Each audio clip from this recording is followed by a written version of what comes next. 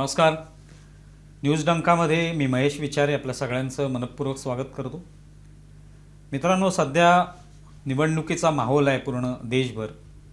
अर्थात अनेक निवडणुका प्रत्येक वेळेला सुरूच असतात कुठल्या ना कुठल्या राज्यात.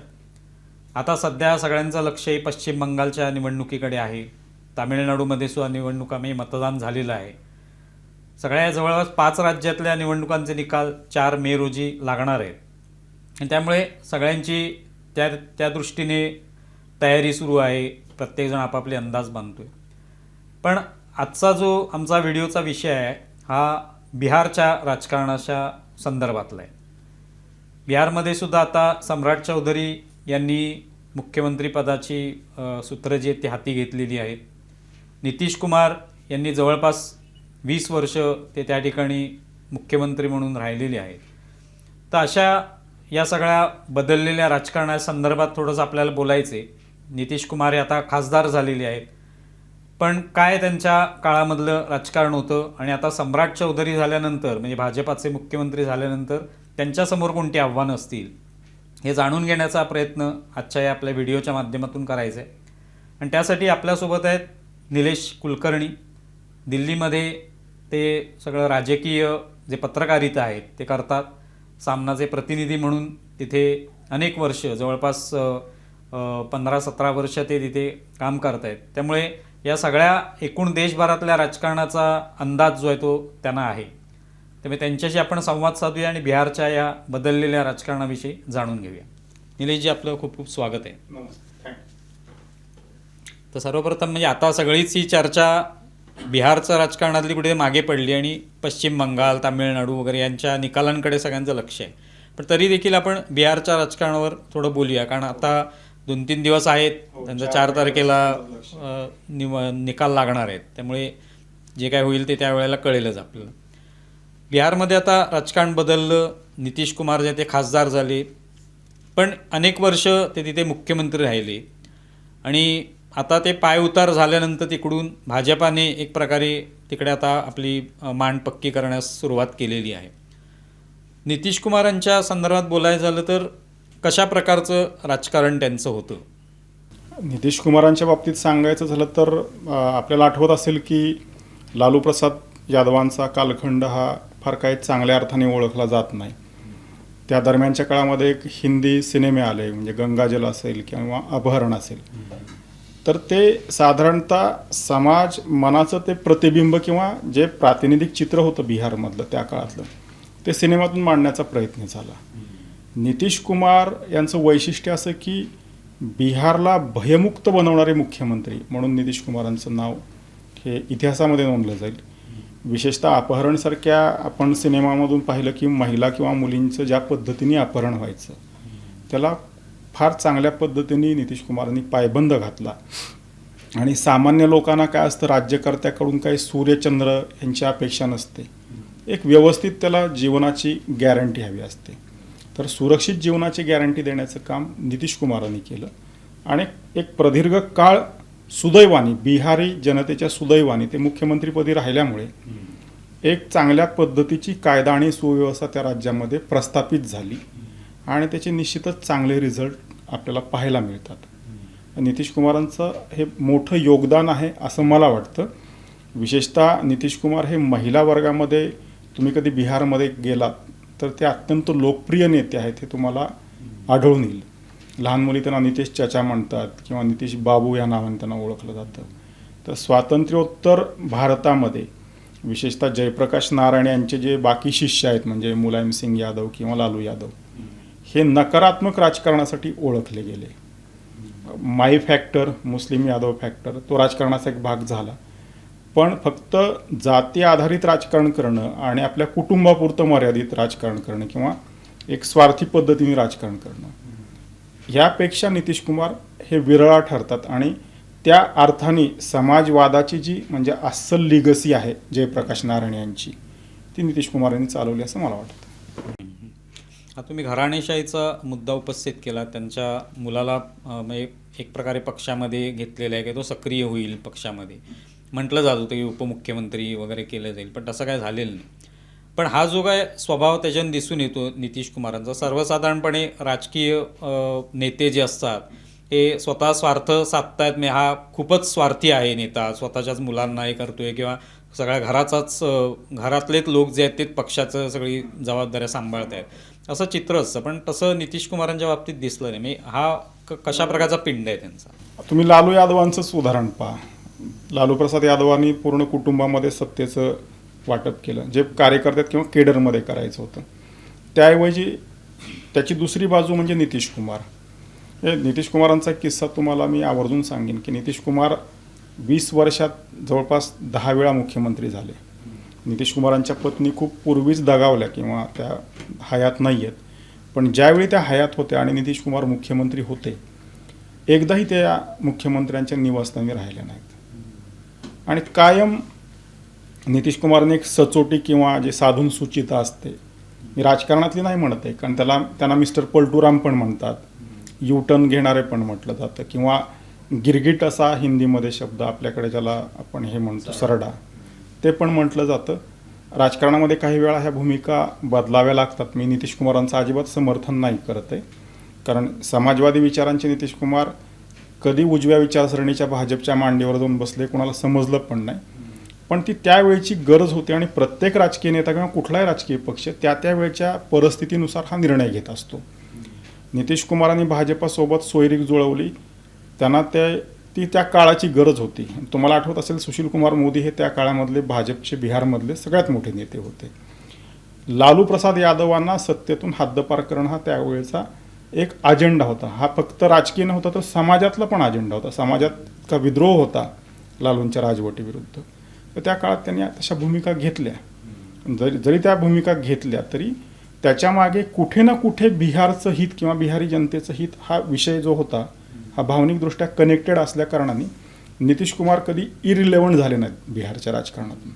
आणि नितीश कुमारांच्या बरोबर ज्यांनी राजकीय करिअर सुरुवात केली ती जवळपास सगळी लोक ही इरिलेव्हंट झालेली आपल्याला दिसतील. पण नितीश कुमार आजही आहेत आणि भविष्यातही राहतील. म्हणजे नितीश कुमार आता राज्यसभेचे खासदार जरी असले, त्यांचं महत्त्व नाही कमी होणार. ते त्या पदावरती नाहीत, मुख्यमंत्री नाहीत, हा भाग वेगळा, पण नितीश कुमार नितीश कुमार. आता तुम्ही जे म्हणालात की 20 वर्ष जवळपास ते मुख्यमंत्री होते, तर या काळामध्ये म्हणजे कधी लालू प्रसादांबरोबर जात आहेत, कधी आता भाजपबरोबर आलेत, तर हे असताना सुद्धा त्यांचं महत्त्व जे तुम्ही म्हणालात की त्यांचं महत्त्व कमी होत नाही. एखादा माणूस पक्ष सोडतो, पण तिथे काहीतरी आमदार होतो, खासदार होतो, किंवा मग काहीतरी इच्छा असते त्याला काहीतरी जे काय पद मिळेल ते, पण त्यांना मुख्यमंत्रीच केलं गेलं. मग हे करण्यामागचं कारण काय? म्हणजे काय नेमकं जनमानसातली भावना सगळ्यांना माहिती होती का नितीश कुमार? नाही, नितीश कुमारांनी एक लक्षात घ्या की आपण बिहारचं अगोदरचं रूप किंवा युपीचं राजकारण हे साधारणतः माई समीकरण, म्हणजे मुस्लिम यादव फॅक्टर आणि त्याच्या विरुद्ध हिंदुत्ववादी उर्वरित समाज घटक, या पोलरायझेशनवरती चालतं आणि त्यात माई फॅक्टर खूप महत्त्वाचा मानला जातो. आता मी जर तुम्हाला अचानक विचारलं की नितीश कुमारांची जात कुठली, तर तुम्हाला पण लवकर आठवणार नाही, मला पण नाही आठवणार, कारण राजकारणासाठी नितीश कुमारांनी जातीचा कधी उपयोग केला नाही. आणि ही खूप विरळा गोष्ट आहे. म्हणजे ज्या पद्धतीचं राजकारण युपी बिहारमध्ये चालतं ते लक्षात घेता हे करणं हे खूप राजकीयदृष्ट्या धाडसाचं काम होतं आणि ते यशस्वीरित्या त्यांनी करून दाखवलं. दुसरी गोष्ट, सवंग लोकप्रियता किंवा मोठमोठ्या घोषणा करण्यापेक्षा मायक्रो प्लॅनिंग किंवा ग्राउंडवरती कुठल्या गोष्टी काम करतील याच्यावरती नितीश कुमारांनी जितकी वर्ष मुख्यमंत्री होते तितका भर दिला. एक साधं उदाहरण सांगतो. नितीश कुमार मुख्यमंत्री होते आणि एका जिल्ह्याच्या दौऱ्यावरती गेले. पावसाळ्याचे दिवस होते, नदीला पूर आले, छोटी नदी होती म्हणजे ओढा होता, आणि काही विद्यार्थिनी अशा उभारलेल्या होत्या रस्त्यामध्ये. मग नितीश कुमारांचा कॅनवाय गेला, त्यांनी थांबवला आणि मुलींना विचारलं का क्या अडचण आहे, क्या आपको कोई दिक्कत आहे. मुलींनी सांगितले की आता आम्ही आमच्या गावी जाऊ शकत नाही कारण आमच्याकडे काही व्हेइकल नाही आहे. नितीश कुमारांनी तिथेच त्या क्षणी मुख्य सचिवांना फोन केला आणि सांगितलं की उद्या ऑर्डर निघाली पाहिजे की प्रत्येक मुलीला, शाळकरी मुलीला मोफत सायकल सरकार देईल. असे खूप ड्रास्टिक, ज्याला आपण म्हणतो चेंज करणारे किंवा जे दूरदृष्टीचे निर्णय, ज्याला एक कमिटमेंट पण ज्यातून दिसते समाजाप्रती, असे निर्णय घेतल्यामुळे आजही नितीश कुमार यांचं महत्त्व अबाधित आहे. तर सर्वसाधारण आता आपण पाहिलं की लोकसभेमध्ये किंवा संसदेमध्ये आता महिला विधेयकावर चर्चा झाली आणि आत्ताचा काळ असा आहे की महिलांचा पाठिंबा ज्या पक्षाला असतो किंवा असेल तर तो पक्ष चांगला कामगिरी करू शकतो किंवा गेम चेंजर ठरू शकतो असं मुद्दा आहे. तर नितीश कुमारांचं जो स्वभाव आहे किंवा हे पाहता जे लालू प्रसादांच्या काळात महिलांवरचे अत्याचार आहेत किंवा अपहरण आहे, हा सगळा जो कॅनव्हास होता किंवा हे चित्र जे होतं ते बदलणं खूपच कठीण होतं. मग हे त्यांनी कसं काय बदललं असेल, म्हणजे त्यांचा स्वभावसुद्धा आहेच पण आणखी काय फॅक्टर? मुख्य म्हणजे काय, प्रशासनावर त्यांची चांगली पकड आहे, मूलभूत प्रश्न माहिती होते आणि बाकी बिहारी जनतेला मी मगाशी म्हटलं ना तसं काही फार वेगळं असं सोनेरी दिवस किंवा गोल्डन डेजची अपेक्षा नव्हतीच. मुळात म्हणजे तुम्ही आता मुंबईत पहा, दिल्लीमध्ये पहा, कुठे बिहारी लोकांची संख्या खूप आहे. विस्थापित होऊन रोजगारासाठी पण बाहेर पडणाऱ्या लोकांची संख्या खूप आहे. पूर्वी लालू प्रसादांच्या काळामध्ये कुटुंबाची सुरक्षितता नसल्याकारणाने ही लोक कुटुंब कबिल्यासह बाहेर पडायची.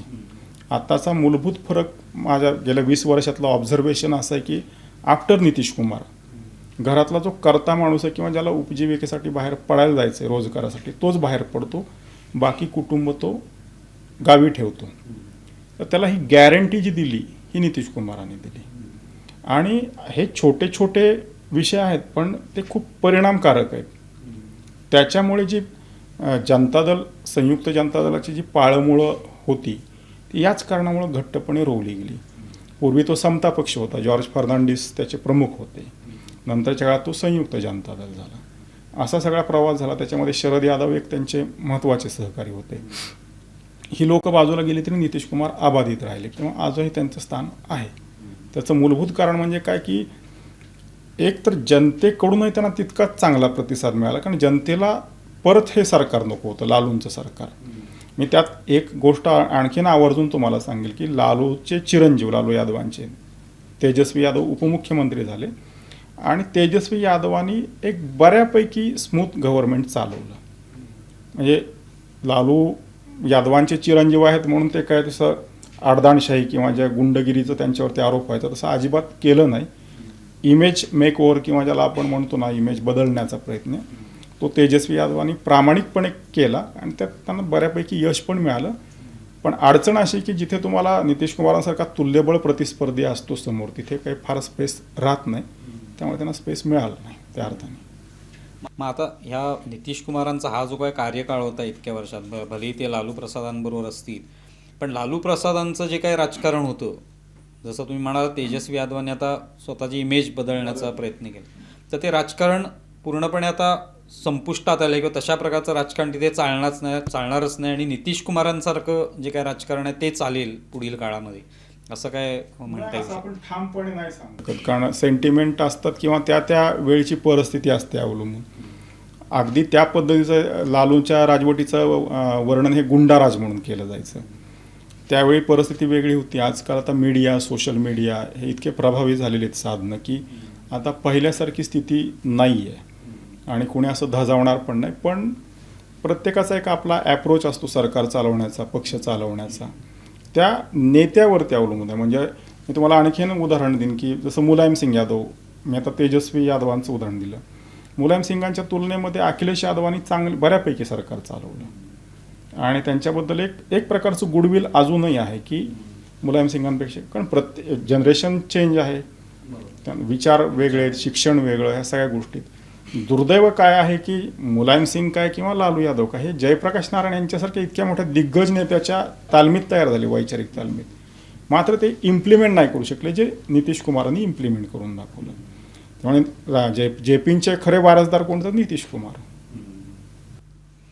आता मात्र ते खासदार झालेले आहेत, पण सगळी सूत्र जी आहेत ते आता भाजपकडे आलेली आहेत आणि सम्राट चौधरी मुख्यमंत्री झाले, तर त्यांच्यासमोर काय आव्हान असेल? म्हणजे नितीश कुमारांची प्रतिमा जी आहे तशाच पद्धतीने ते पुन्हा एकदा राज्यकारभार चालवणं आवश्यक आहे. मी म्हणालो ना की जो राज्यकर्ता असतो त्याची मूलभूत वृत्ती कशी आहे, त्याचं नेचर, त्याच्यावरती बऱ्याच गोष्टी अवलंबून आहेत. सम्राट चौधरी मुख्यमंत्री झाले, त्याच्यामागे भाजपने अनेक वर्षांपासूनचे भाजपाचे प्रयत्न होते. त्याचा एक किस्सा मी तुम्हाला सांगेन की ज्यावेळी नितीश कुमारांनी पलटी मारली आणि लालू यादवांसोबत सरकार स्थापन केलं, त्यावेळी अमित शहा यांनी विनोद तावडेंना फोन केला होता. तावडे त्यावेळी हरियाणाचे प्रभारी होते की विनोद कहाँ पे है. तो तावडे म्हणाले मैं हरियाणा में हूँ. तो आप पटना चले जाओ, वहाँ पे अपना CM बनाना, अगली गव्हर्नमेंट हमारी होनी चाहिए. आणि ते तेव्हापासून त्यांचं जे काही प्लॅनिंग होतं, ज्या सगळ्या प्रकारे साम दाम दंड भेद हे वापरल्यानंतर अनेक वर्षांच्या प्रयत्नानंतर भाजपचा मुख्यमंत्री तिथे बसला. मग तो असा जनमतातून बसला अशातला भाग नाही. ती काहीतरी पॉलिटिकल ॲडजस्टमेंट किंवा अशी एक स्थिती, राजकीय स्थिती निर्माण झाली की नितीश कुमारांना हँडओव्हर करणं भाग पडलं, अपरिहार्य झालं. आता सम्राट चौधरी हे तसे आक्रमक नेते आहेत आणि मूळतः ते भाजपाच्या केडरचे नाही आहेत. पण हल्ली ट्रेंड असा आला आहे की इतर पक्षातून आलेल्या नेत्यांना हे महत्त्वाचं सत्तास्थान दिलं जातं. पूर्वी असं फारसं घडायचं नाही भाजपामध्ये की केडरच्या व्यक्तीलाच मुख्यमंत्रीपदासारखी महत्त्वाची जबाबदारी दिली जायची. पण आता हेमंत बिस्व शर्मा तुम्हाला माहितीच आहे. तेव्हा आफ्टर हेमंत बिस्व शर्मा बऱ्यापैकी तो ट्रेंड आला आहे की इतर पक्षातल्या नेत्यांना आपल्या पक्षात घ्यायचं आणि त्यांना मुख्यमंत्रीपदी बसवायचं. सम्राट चौधरी मुख्यमंत्रीपदी बसले इथपर्यंत ठीक आहे. पण पुढचा बिहार, भयमुक्त गॅरंटीचा बिहार तसाच अबाधित ठेवणं हे त्यांच्या पुढचं सगळ्यात मोठं आव्हान आहे. आणि ते आव्हान कसं पार पाडतायत ते पाहणं महत्त्वाचं अशासाठी आहे की उत्तर प्रदेशमध्ये भाजपा अगदी सहजपणे शिरकाव करू शकलं होतं. राम जन्मभूमी आंदोलनानंतर हिंदू सेंटिमेंट किंवा हिंदू जी कोर बँक किंवा वोट बँक तयार झाली, विशेषतः माय फॅक्टरला छेद देऊन, म्हणजे OBCमधला यादव वगळता इतर OBC आणि मायक्रो ज्या कास्ट आहेत त्या सगळ्या मिळून तेवढीच पोषक स्थिती बिहारमध्ये पण होती भाजपासाठी. बिहारमध्ये भाजपचं त्या अर्थाने वोटिंगचं जे केडर किंवा जे वोट बेस आहे, वोटिंग बेस, तो तयार झाला नाही. तर तो आता बऱ्यापैकी OBCना आपलेसं करायचं. सम्राट चौधरी यांची नेमणूक हा त्याचाच भाग आहे, त्यातून झालेलं आहे. पण ते पुढं कितपत एकसंध ठेवतं आहे भाजपा किंवा सम्राट चौधरी कशा पद्धतीने कारभार करतायत त्यावरती बऱ्याच पुढच्या गोष्टी अवलंबून असतील. तुम्ही मगाशी म्हणालात की एक मुस्लिम फॅक्टर किंवा यादव फॅक्टर ह्याचा कुठेतरी उपयोग केला जातो. नितीश कुमारांनी कधी असं विशेषतः मुस्लिम फॅक्टर जो याच्यावर अनेक नेते जे आहेत ते भर देताना पाहायला मिळतात आणि लांगुल चालन हा एक मुख्य मुद्दा असतो, विशेषतः उत्तर प्रदेशामध्ये, बिहारमध्ये सुद्धा असेल. तर नितीश कुमारांचं काय त्या बाबतीत विचार? कधी कुठल्या धर्माचं किंवा जातीचं लांगुल चालन त्यांनी केलं नाही. त्यांचं मुख्यमंत्रीपदाचं वैशिष्ट्यच होतं की थेट जनतेपर्यंत तो लाभ त्यांच्या कुठल्या योजनांचा पोचायचा आणि मधल्या चोऱ्या माऱ्या बंद झाल्या. म्हणजे जे सिस्टम होती सगळी करप्ट किंवा जे सगळं असा गोंधळ होता, साखळ्या होत्या, म्हणजे ऑर्गनाइज क्राईम होता, तो संपला आणि थेट लाभार्थ्याला त्याची मदत मिळाल्यानंतर तो जात धर्म काही बघण्याचं कारण नाही. आणि असं उघडपणे कुठल्या एका याचा अनुनय केला त्यांनी असं कधी आढळलं नाही. त्यामुळेच म्हणजे समाजवादी विचारांचे आहेत, अल्पसंख्याकांच्या बाबतीमध्ये त्यांची प्रोभूमिका आहे नितीश कुमारांची, ते नाकारण्यात अर्थ नाही. किंवा दलितांच्या बाबतीमध्ये पण त्यांची अनुकूल भूमिका आहे, ते पण नाकारण्यामध्ये काही अर्थ नाही. पण त्याचं कधी असं त्यांनी अवडंबर केल्याचं आढळलं नाही. म्हणून मी मगाशी तुम्हाला म्हणालो की नितीश कुमार कुठल्या जातीचे हा प्रश्न अनेकांना पडतो. इतक्या एक प्लेन पद्धतीचं राजकारण त्यांनी आणि व्यवस्थित पद्धतीने करून दाखवलं. आता बिहारमध्ये लालू प्रसाद यादव यांच्या एकंदरीतच कुटुंबावर म्हणा किंवा त्यांच्या सरकारवर घोटाळ्यांचे अनेक आरोप झालेले आहेत, ते स्वतः तुरुंगवासात जाऊन आले. पण नितीश कुमार मात्र यापासून नेहमी दूर राहिलेले, म्हणजे घोटाळ्यांचे आरोप नाहीत किंवा हा माणूस भ्रष्टाचारी आहे किंवा अशा पद्धतीने कुठेही दिसलं नाही. त्याचं मागचं कसं? वर्षात 10 वेळा मुख्यमंत्री आणि एकदा रेल्वे मंत्री पण होते, एकदा कृषी मंत्री पण होते नितीश कुमार. इतक्या प्रदीर्घ राजकीय कारकिर्दीमध्ये त्यांच्याविरुद्ध साधा आरोप नाही आहे भ्रष्टाचाराचा. भ्रष्टाचार करणं हा तर फार वेगळा विषय. शेवटी पब्लिक लाईफमध्ये किंवा सार्वजनिक जीवनामध्ये की प्रतिमा तुमची स्वतःची इमेज ही चांगली ठेवणं खूप महत्त्वाचं असतं आणि ती नितीश कुमारांनी ठेवली. त्यामुळे नितीश कुमार इतकी मोठी उंची गाठू शकले. 10 वेळा एखाद्या राज्याचा मुख्यमंत्री होणं हे खूप अशक्यप्राय गोष्ट आहे, विशेषतः UP बिहारसारख्या राज्यामध्ये जिथे कायम पॉलिटिकल अनसर्टन्टी आपण पाहतो. की एक काँग्रेसचा कालखंड होता जगन्नाथ मिश्रा मुख्यमंत्री असेपर्यंत, की एक निर्विवाद अशी सत्ता होती. पण ज्यावेळी JP मुवमेंट आली आणि नंतर मंडल आयोगाच्या नंतर VP सिंगांनी मंडल आयोग लागू केल्यानंतर सत्तेचं जे विकेंद्रीकरण झालं त्यातून प्रस्थापित जाती बाजूला गेल्या आणि बिगर प्रस्थापित जाती सत्तेमध्ये आल्या. लालू यादव हे त्याचंच प्रॉडक्ट, म्हणजे ॲक्च्युली लालू यादव हे खूप क्रांतीतून झालेले मुख्यमंत्री असं म्हणता येईल, सामाजिक क्रांतीतून. पण पुढे त्यांना ते चांगल्या पद्धतीने तो पुढे वारसा ते नेऊ शकले असते, पण त्यात ते कुठेतरी कमी पडले. नितीश कुमारांनी तो वारसा समर्थपणे सांभाळा असं मी म्हणेन. नितीश कुमारांचं जे राजकारण राहिलेलं आहे आणि आत्ता जेव्हा ते खासदार बनले तेव्हा निश्चितपणे अशा प्रतिक्रिया आल्या लोकांकडून की म्हणजे एक प्रकारे लोकांना सुद्धा कुठेतरी दुःख झालं की आता ते खासदार झाले म्हटल्यानंतर आपोआपच राज्यापासून दूर झालेले. पण आता सम्राट चौधरी झाल्यानंतर ती नितीश कुमारांची प्रतिमा जी आहे ती प्रत्येक नवा मुख्यमंत्री आला की स्वतःची प्रतिमा जी आहे ती निर्माण करतो, तुलना पण होतेच. पण याच्यापेक्षा हा चांगला आहे किंवा ती प्रतिमा पुसली जाते. तर तशी काही पुसली जाईल का, तसा काय प्रयत्न होईल का, असं काय? संधी निश्चितच आहे सम्राट चौधरींना, कारण तुलनेने तरुण आहेत, आक्रमक आहेत, काम करण्याची धमक पण आहे त्यांच्यामध्ये. मुद्दा तो आहे की नितीश कुमार, जसं तुम्ही म्हणाल की नितीश कुमार मुख्यमंत्री पदावरून पाय उतरल्यानंतर लोकांना एक वाईट वाटलं.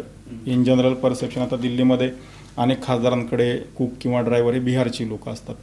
प्रत्येकाला एक विचार तर नितीश बाबू अच्छा आदमी था, अब बिहार का कैसा होगा. मतलब ही एक जी अनामिक दुःखापेक्षा पण भीतीची जी भावना आहे ही खूप महत्त्वाची.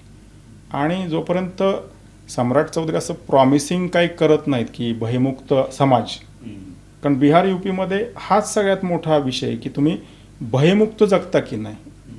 भयमुक्त जीवनाची शाश्वती हा सगळ्यात मोठा विषय आहे.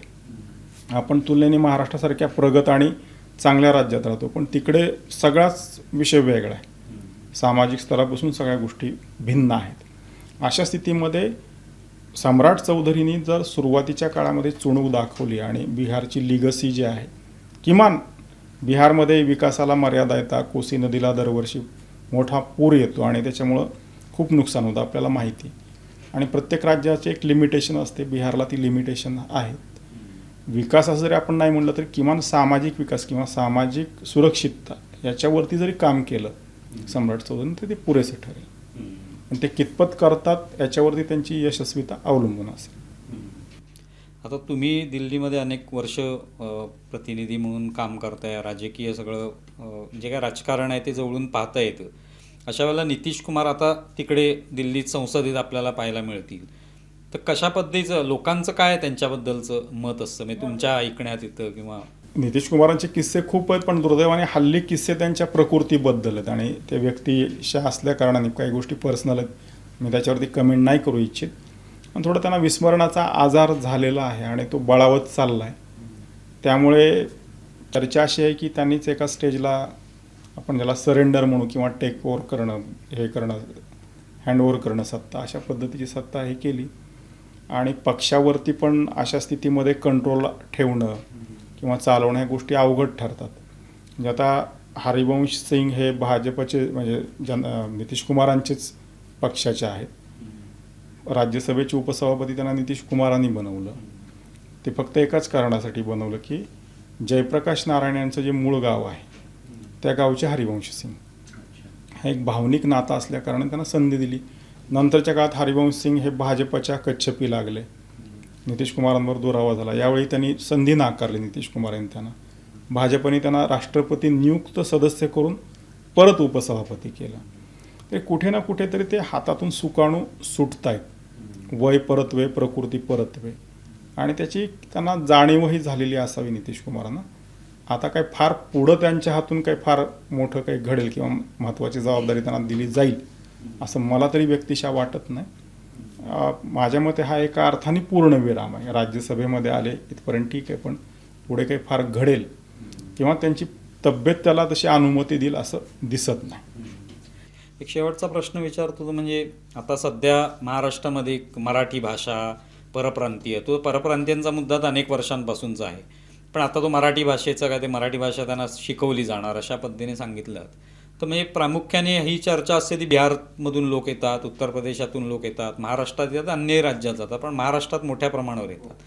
तर नितीश कुमारांच्या काळात काय याच्यावर काही बंधनं आली, म्हणजे लोकांना तिथे नोकऱ्या मिळाल्यामुळे लोकांची संख्या कमी झाली, किंवा आता पुढच्या काळात हे आव्हान असेल का सम्राट चौधरींचं? नाही, स्थलांतर हा तर मोठा प्रश्न आहेच बिहारमधला, आणि तो सुरुवातीपासूनचा आहे.